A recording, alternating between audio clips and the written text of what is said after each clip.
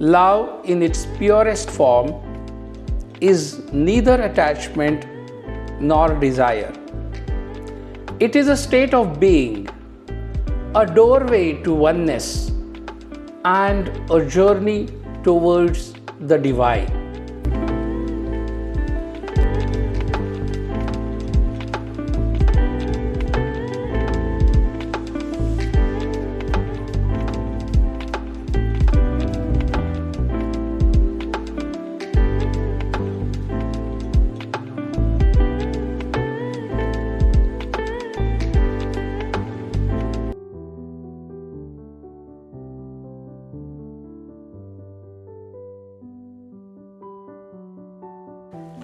Hello, welcome to Love Decoded, Season 1 of the podcast series with Inspired Living with Vishwas.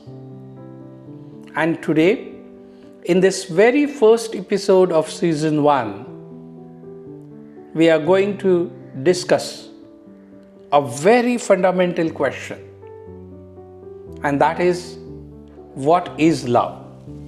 So let's sit together and try to understand what is the true meaning of love and what are we really ready to be in love.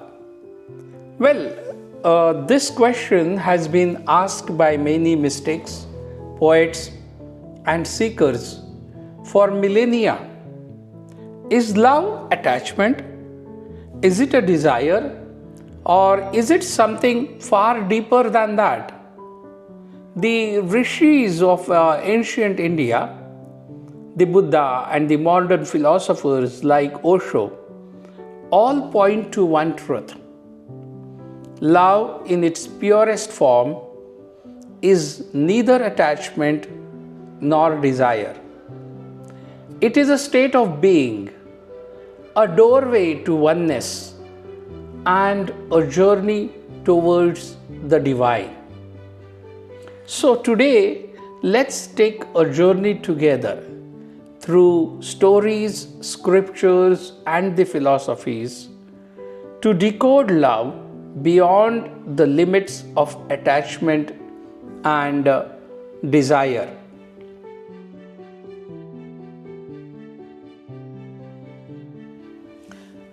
I want to begin with a story from Buddhist teachings.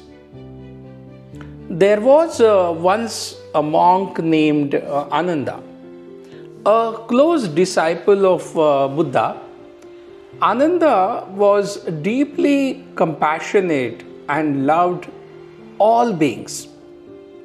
One day, he fell in love with a beautiful woman who came to visit the monastery. She was kind and devoted, and Ananda felt drawn to her. Consumed by his feelings, he approached the Buddha and confessed, "Master, I think I am in love. What should I do?" Buddha smiled and said, "Ananda, what is it that you love? Her body, her mind, or the divine essence within her?" Ananda was silent. Buddha continued, "If you love her body, it will age and perish. If you love her mind, it will change and fade. But if you love her essence, the divine spark within her, then your love is pure and eternal." What does this story teach us? This story teaches us that attachment is tied to the transient, the impermanent. True love transcends attachment and sees the eternal in the other.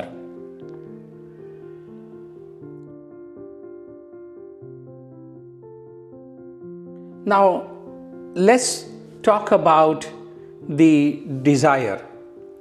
In Sanskrit, the desire is called kama. The Vedas and the Kama Sutras teach us that desire, when understood and honored, it can lead to joy and fulfillment. But when it becomes unchecked, it turns into greed and suffering. In Bhagavad Gita, Krishna says, as fire is covered by smoke, as mirror is obscured by dust, as an embryo is enveloped by the womb, so is knowledge covered by desire. Desire itself is not the problem. It is our identification with it that traps us.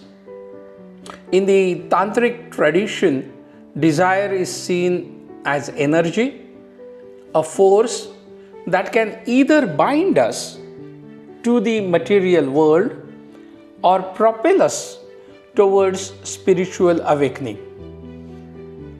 Let me give you an example.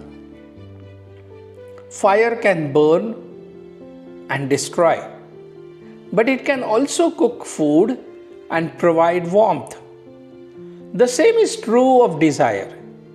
If it is directed mindlessly, it burns us. If it is transformed through awareness, it becomes devotion or bhakti. Osho, the modern mystic, speaks of love in a way that challenges conventional thinking.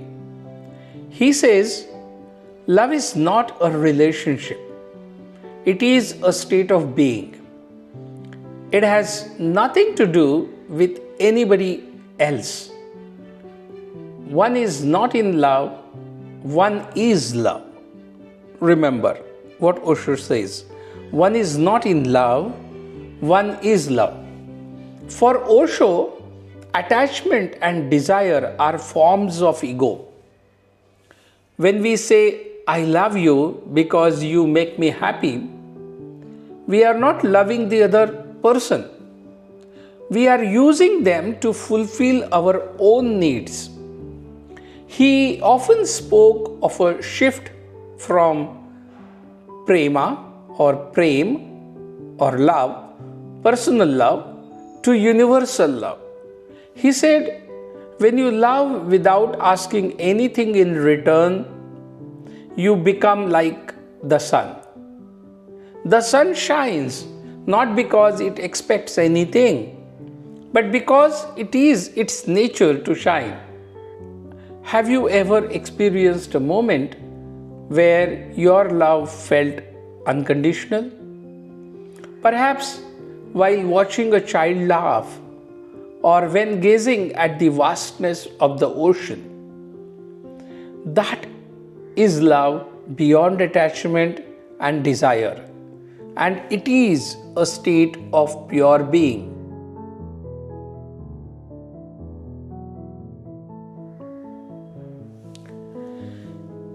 In Tantra, love is not just an emotion. It is a spiritual practice. The union of Shiva and Shakti is the ultimate symbol of love in Tantra. Shiva represents pure consciousness and Shakti represents energy or creation. When these two forces come together, they create balance and wholeness.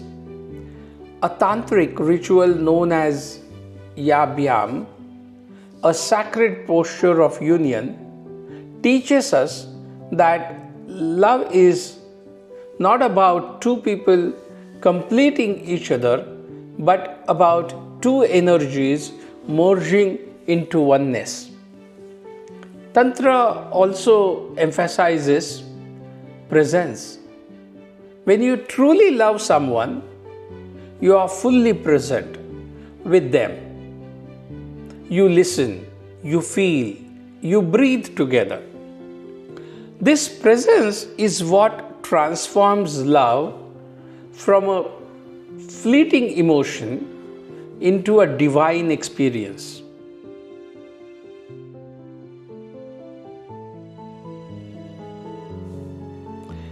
I want to share one of my favorite metaphors from Buddhist philosophy. And the metaphor is about the lotus flower. The lotus grows in the muddy water, yet it rises above the surface to bloom in purity. Love too often begins in the mud of attachment and desire. But when nurtured with awareness, it blossoms into something divine. In the words of Buddha, Chandanam Shitalam Loke, Chandanat Api Cha Chandrama, Chandra Chandanayoha Madhe Shitala Sadhu Sangatiha, which translated means sandalwood is cooling. The moon is cooler than sandalwood, but cooler still is the company of the virtuous. Let me repeat. Sandalwood is cooling. The moon is cooler than sandalwood, but cooler still is the company of the virtuous. What does this mean for us? It suggests that higher states of love and companionship transcends the physical comforts of desire. We don't need to reject attachment or desire. We simply need to transcend them. Love can begin as attachment, but it must grow into freedom. Desire can ignite passion, but it must evolve into devotion.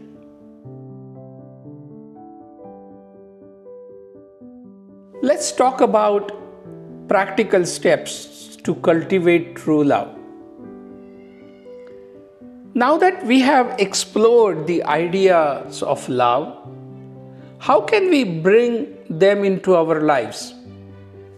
There are a couple of ways, and the four major ways that I'm going to share. The first is through self-awareness. Second, through the attitude of non-attachment. Third, by transform the desire. And fourth, the presence. Let's look at the first one, the self-awareness. Begin by observing your own feelings. Are you loving someone because they fulfill a need, or because you honor their essence? What I do is I have my small little diary. As I meet people, there are feelings that are erupted within you. So I go back to my diary at one point in time, write their name, and precisely ask myself a question. Am I loving them because they fulfill some need of mine, or simply because he or she or particular part of a nature is just beautiful in its purest? And my answer helps me to create that self-awareness within myself. It answers me undiplomatically, unapologetically, that my affection to someone is because of some benefits that I am getting, or is simply because I truly revere them. That's a self-awareness practice. I would encourage you to do so. The second mechanism to inculcate true love is through non-attachment.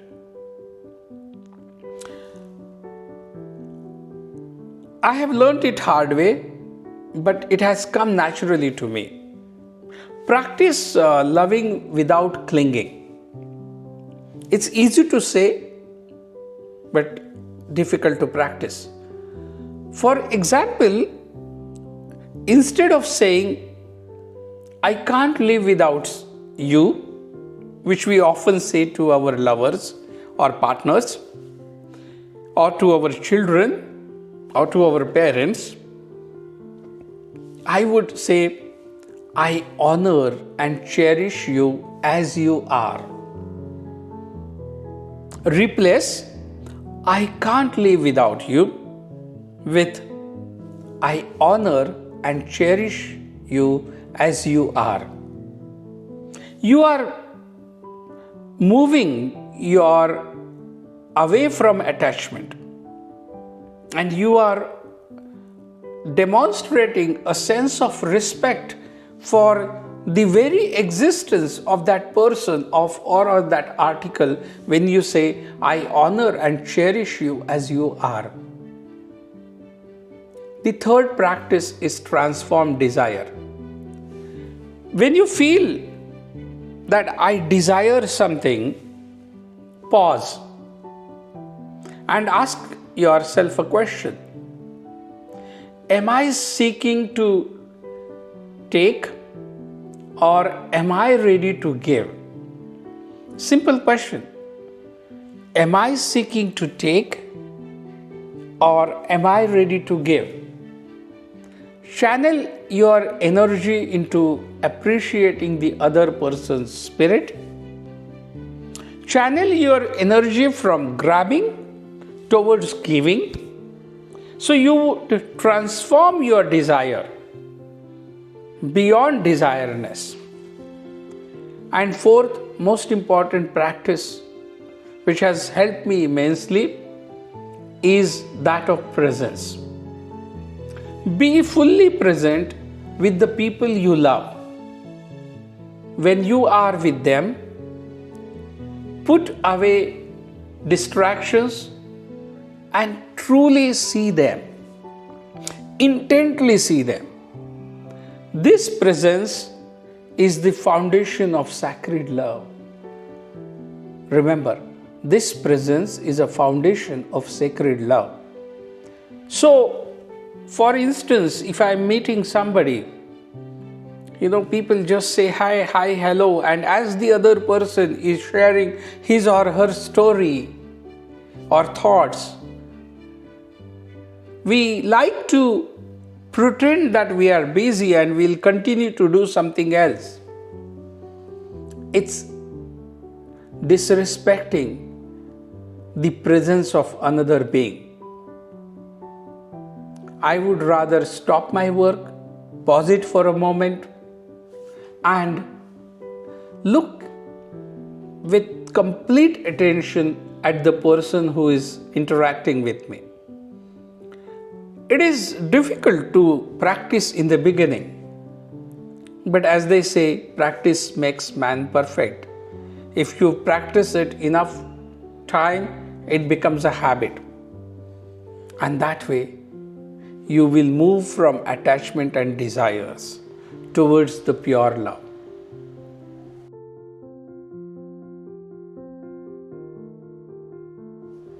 As we conclude this episode, I invite you to reflect.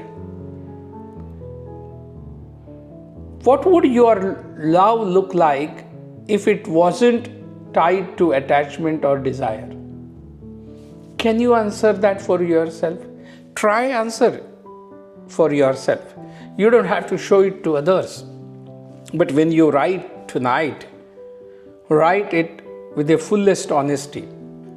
What would your love look like if it wasn't tied to attachment or desire?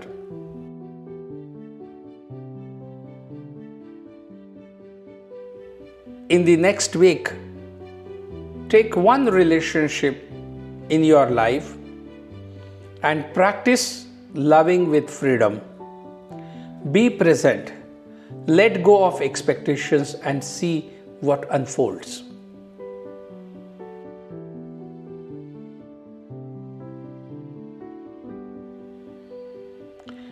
In our next episode, we will explore the art of intimacy, not just as a physical connection, but as a sacred bond that bridges the physical and the spiritual. Thank you for joining me on this journey. But before you go away and we say goodbye, let me remind you about my recently published book, Love Transcended. Grab your copy today from Amazon and other online outlets to go through the story of Ishan and Elena and their interactions with the evolved